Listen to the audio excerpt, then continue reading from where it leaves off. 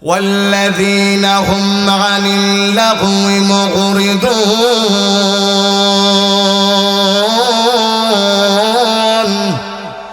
এ বান্দা এমন কাজ তুমি করিও না, এমন কথা তুমি তোমার জবান দিয়া বের করবা না যে কথা বলার পরে দুনিয়াতেও তুমি বেজ্জত হও, মরার পরেও তোমার কবরটা জাহান্নামের গাড়া হয়। ওরে বান্দা আমার শোনো, এমন কথা তুমি বলবা না যেই কথার কারণে দুনিয়াতে ফায়দা হয় না, মরার পরেও তোমার কোনো ফায়দা হয় না। আল্লাহ নারাজ হয়, শয়তান খুশি হয়ে যায়। আমার আল্লাহর পয়গম্বর বলেন, ওর উম্মত আমার, এজন্য আমি নবী গ্যারান্টি দেয়া বলেছি আমি তোমাকে জান্নাতে নিয়ে যাব যদি তুমি তোমার জবানের গ্যারান্টি দিতে পারো, যদি তোমার লজ্জাস্থানের হেফাজতের গ্যারান্টি দিতে পারো। কিন্তু উম্মত আমার শোনো, আমি নবী তোমাদেরকে জান্নাতের গ্যারান্টি দিয়ে দিলাম, আমাকে জবান হেফাজতের এবং লজ্জাস্থান হেফাজতের গ্যারান্টি আমি নবীকে দিয়ে দাও। সুবহানাল্লাহ। আমরা যদি নবীকে আমি আমার জবান হেফাজতের গ্যারান্টি দিতে পারি, নবী আমারে জান্নাতের গ্যারান্টি দিবেন। সুবহানাল্লাহ। হইতাই না আপনারা আর জান্নাত দরকার নাই না, জান্নাত হুজুর দরকার নাই। জান্নাত আর মনে হয় 20 বছর 30 বছর আছে। এরপরে যদি মরণের কাছাকাছি যখন আইমো, যখন দেখবো আমার কমর গুজ হয়ে গেছে, ইয়ার লাডি যারা আমি আর উঠতে পারি না গো, বাথরুমও দৌড়া দৌড়া মানুষ নেওয়া লাগে। যখন চোখে কম দিকে সামনে দিয়ে চাইলে খালি জির জির জির জির জির জির দেখা যায়। যখন মুখে মুখে তখন তারা কথা হইতে পারে না, মুখে ফেস লাগে থাকে, তখন হুজুর জান্নাতের আশা কর মনে। এখন এটা আশা করে লাভ নাই। এখন যা বদমাশি চুরিটা হাতে করতে পারছ কইলে কথা কন্যা রাগ করছেন আমার কথা। আপনারা রাগ তো করবা ওই, কারণ আমি তো চিড়ে ভাড়া মানুষ, আমি কিছু লুকায় রাখতে পারি না, ওটাই আমার সমস্যা। যা হইলেই ওপেন হইলে। আমরা জান্নাত দরকার নাই। জান্নাত যদি দরকার থাকতো শাবান মাসও আমরা নামাজ কমসে কম মিস করতাম না। কথা শুনে বলে ঠিক আছে ঠিক। ব্যবসা করে, ব্যবসায় বরকত দেয় খেডায়, আব্বাই বরকত দেয়নি, শ্বশুরে বরকত দেয়নি, গার্লফ্রেন্ডে বরকত দেয়নি। যেই আল্লাহ তোরে খাওয়ায়, যেই আল্লাহ তোরে গজব থেকে বাঁচায়, ওই আল্লাহর ডাকে তুই সারা দেশ না। নিমক হারামের মধ্যে এর মতো নিমক হারাম দুনিয়াতে আসেনি। কথা জোরে হয় না, আজান হয়ে গেল নামাজও যায় না, এর মতো নিমক হারাম দুনিয়াতে আছে নাই। আমরা নিমক হারাম। কুতিলাল ইনসানু মা আকফারা, কোরআনে কারিমে আল্লাহ বলতেছেন যে মানুষের মতো নিমক হারাম এই দুনিয়াতে আর কেউ নাই। মানুষ আমারটা খায় আবার আমার কথার অবাধ্য হয়, আছে না নাই? আল্লাহ এবার বলেন, এ বান্দা আমার জমিনে তুমি চলাফেরা করো, আমারটা তুমি খাও, আমার অক্সিজেন ব্যবহার করো। কথা শুনে বলেন ঠিক না ঠিক? আল্লাহ বলেন, এ বান্দা আমার অক্সিজেন তুমি ব্যবহার করলাম, আমার পানি খাইলা, আমার খানা খাইলা, আমার ভাত তুমি খাইলা। ওরে বান্দা আমার শোনো,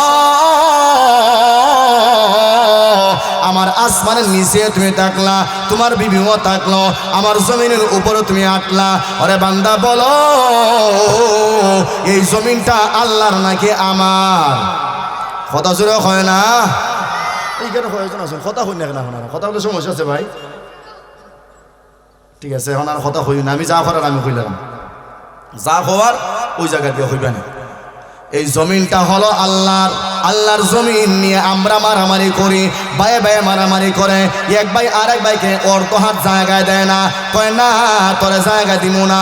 এক ভাই আরেক ভাইকে ঘরে থাকতে দেয় না, মা তার সন্তানকে ঘরে জায়গা দেয় না, বাবা তার ছেলেকে ঘরে জায়গা দেয় না, একমাত্র জমিনের জন্য। কথা শুনে বলেন ঠিক না বেঠে? এ মুসলমান ভাই ভালো করে শুনবা, আমার আল্লাহ বললেন, ও বান্দা ভালো করে শোনো, আমার আসমানের নিচে তাকিয়া আমার গুণগান করো না, আমার পানি খাইয়া আমার নামটা জবান দিয়ে নেও না, আমার খানা খাইয়া আমার নামটা জবান দিয়ে নেও না, আমার জমিনের উপরে তাকিয়ে আমার নামটা নেও না। মসজিদে আজান হয়, কিন্তু আজানের ডাক শুনিয়া তুমি এবার নামাজে যাও না, বাজারে চক্কর দাও, মেলায় চক্কর তুমি দাও, দোকানে বসে থাকো। ওরে বান্দা শোনো, একদিন আসমান ধ্বংস হবে, একদিন জমিনটা ধ্বংস হবে, কিছুই থাকবে না। আসতে হবে আমি আল্লাহর দরবারে। জোরে বলেন ঠিক কিনা? আল্লাহর কাছে আপনার যাওয়া লাগবো নি, কত যদি যাওয়া লাগবো নি। এজন্য এই চিন্তা যদি করেন তাইলে জবানের হেফাজতের দরকার আছে না নাই? আমার ভাইয়ারাম, লোকমান আলাইহিস সালাতু ওয়াস সালাম উনি ছিলেন আল্লাহর একজন ওলি, যার নামে মহান আল্লাহ পবিত্র কোরআনে কারীমে একটা সূরা নাজিল করেছেন। সুবহানাল্লাহ কইতে না? ওই সূরার নাম দিয়েছেন লোকমান, সূরাতুল লোকমান। লোকমান কোনো নবী ছিলেন না, লোকমান ছিলেন মহান আল্লাহর একজন খাস বান্দা। সুবহানাল্লাহ। ওই লোকমান উনি ছিলেন ছাগল রাখাল। ওই লোকমান ছিলেন ছাগল রাখাল। হাওরে হাওরে উনি ছাগল রাখতেন, বনে বনে উনি ঘোরাফেরা করতেন। আমার ভাইয়ারা, ওই লোকমান হঠাৎ করে উনি একবার স্টেজে উঠিয়া এবার কোরআন থেকে বয়ান করতেছেন, হাদিস থেকে উনি কথা বলতেছেন। ওনার বন্ধু প্রশ্ন করলো, ওরে লোকমান, তুমি কি সেই লোকমান যেই লোকমান আমার সঙ্গে হাওরে তুমি ছাগল চড়াইছ? লোকমান এবার বলে, ওরে বন্ধু আমার শোনো, আমি তো তোমার বন্ধু লোকমান। এবার বন্ধু বলে, বন্ধু রে, আমি তো ছাগল রাখাল রয়ে গেলাম, আমি তো আবার হাওরে হাওরে ছাগল নিয়ে ঘুরলাম। তুমি এমন কি আমল করলা যে আমলের কারণে আমার আল্লাহ তোমার মতো ছাগল রাখালকে বিশ্ব বিখ্যাত একজন বক্তা বানাইয়া দিয়া দিয়েছেন? সুবহানাল্লাহ। বন্ধু বলতেছে, বন্ধু রে, তুমিও তো ছাগল রাখাইছিলাই, আমিও তো ছাগল রাখাল ছিলাম, কিন্তু তুমিও গেলে গিয়ে বড় ছাগল রাখাল লইলাম। কোন আমল করছো বন্ধু হোসাইন, যে আমল করার কারণে আল্লাহ তোমার সমাজে, গ্রামে, বাজারে, টাউনে এত সম্মান দিচ্ছেন? হাজার হাজার লক্ষ লক্ষ মানুষ তোমার ওয়াজ শুনে। সুবহানাল্লাহ হইতে না? লোকমান এবার বলে, এ বন্ধু আমার, আমি তেমন কোনো আমল করি নাই, মাত্র কয়েকটা আমল আমি করেছি। সুবহানাল্লাহ কইতে নাই? মাত্র কয়েকটা আমল আমি করলাম, ওই আমলের বদৌলতে মহান আল্লাহ আমার এত সম্মান দিলেন। এবার বন্ধু বলে, ও বন্ধু আমার, কোন আমল করার কারণে তো সম্মান আল্লাহ তোমার দিল? ওই আমলগুলো আমার একটু হওয়া যায় বলি। লোকমান এবার বলে, এক নাম্বার আমল হলো, ওরে বন্ধু আমার শোনো, আমি হলাম লোকমান, আমার জবান দিয়া আজ পর্যন্ত, বালাগর পর থেকে নিয়ে আজ পর্যন্ত ওই জবান দিয়া কোনো মানুষের গীবত করি নাই। সুবহানাল্লাহ। আমরা গীবত করিনি? অমুকের ফুরি কিতা করছে, অমুকের ভয় কিতা করছে, অমুক মেসাবে কিতা করছে, একবারে শেষ ফিনিশ করে দিলে। আছে না নাই? এরকম ফিনিশ করলে তোমারও কই করে ফিনিশ করবো ফেরেশতা। রেডি থাকো।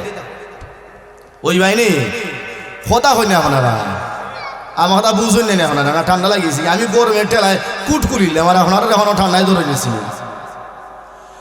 আমার ভাইয়ারা, ওই লোকমান এবার বলে, এ বন্ধু আমার, ভালো করে শুনবা, এক নাম্বার কোন হলো, আমি আমার জবান দিয়া মানুষের সম্মানে আঘাত করি নাই। সুবহানাল্লাহ নাই? তাইলে আর একটু জোরে হইলেন সুবহানাল্লাহ। এ বন্ধু আমার,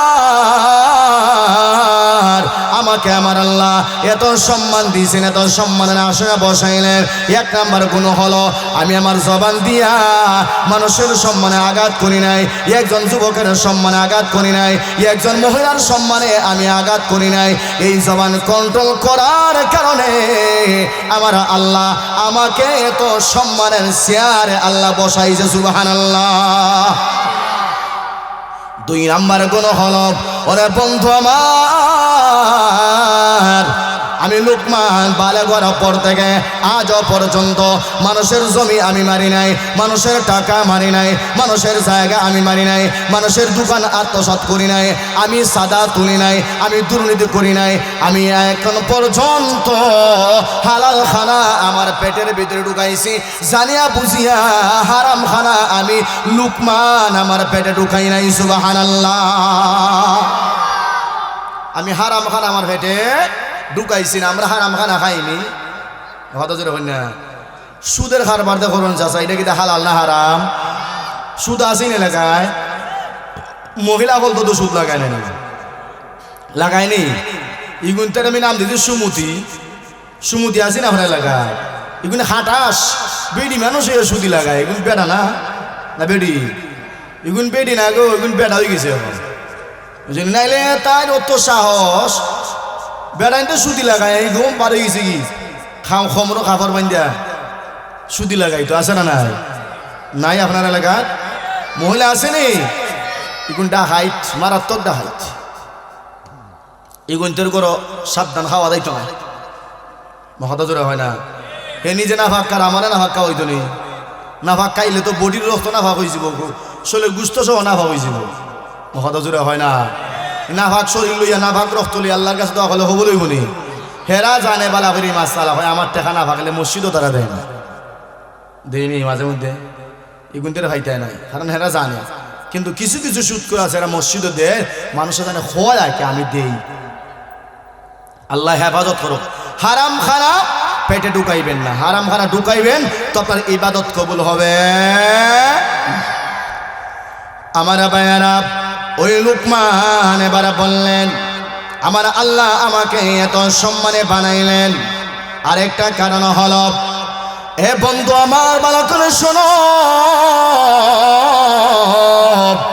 আমাকে আমার আল্লাহ এত সম্মানে বানাইলেন এই সম্মানের আসনে আমার আল্লাহ আমাকে খুন করে বসাইলেন ওরে বন্ধু আমার শোনো আমি আমার লজ্জাস্থানকে আমি ভালো করার পর থেকে নিয়ে এমনভাবে হেফাজত করেছি জানিয়া বুঝিয়া কোনো হারাম কাজে আমি লজ্জাস্থান আমি ব্যবহার করি নাই নাউজুবিল্লাহ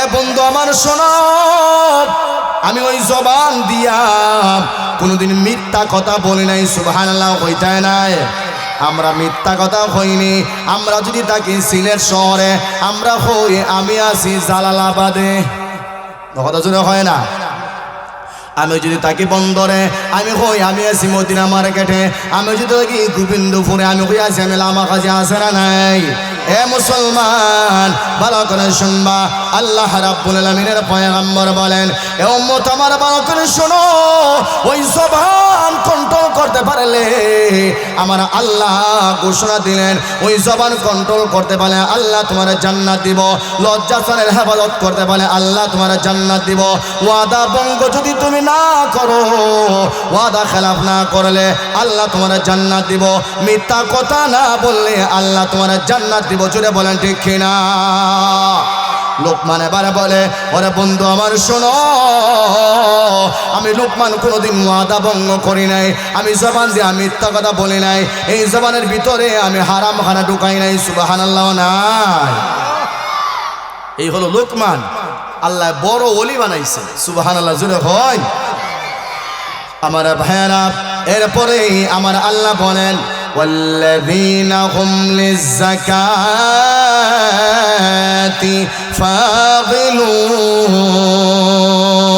فاعلون والذين هم لفروجهم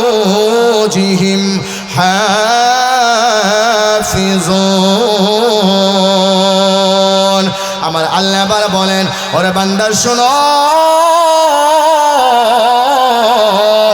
কোন মুমিন সফল হয়ে গেল ওই মুমিন সফল হয়ে গেল যেই মুমিন তার সম্পদ থেকে আল্লাহর জন্য যাকাত আদায় করে সুবহানাল্লাহ যাকাত আমরা দেইনি কথা শোনা হয় না এ মুসলমান আজকে আমাদের সমাজে যাকাতের প্রচলন নাই আমরা যাকাত দেই না যাকাত দিলে এই গোবিন্দপুর গ্রামে আরো 2 বছর পর একজন গরিব মানুষ আপনি তুকাইয়া হাইতা না ঠিক জুড়ে বলেন ঠিক আছে ঠিক যাকাত যদি আপনারা সঠিক মতো ব্যবহার করেন যাকাত যদি সঠিক জায়গায় দেন 2 বছর পরে 3 বছর পরে ওই গোবিন্দপুর এলাকায় গরিব পাওয়া যাবে না অসহায় লোক পাওয়া যাবে না ইতিম পাওয়া যাবে না একেবারে নিঃস্ব পাওয়া যাবে না কথা শুনে বলেন ঠিক কিনা কিন্তু আমরা আজকে যাকাত দেই না যাকাত কেন দেই না কারণ আমরা নিজে বুঝি আমার যেই পরিমাণ সম্পদ আছে যাকাত যদি আমি হিসাব করি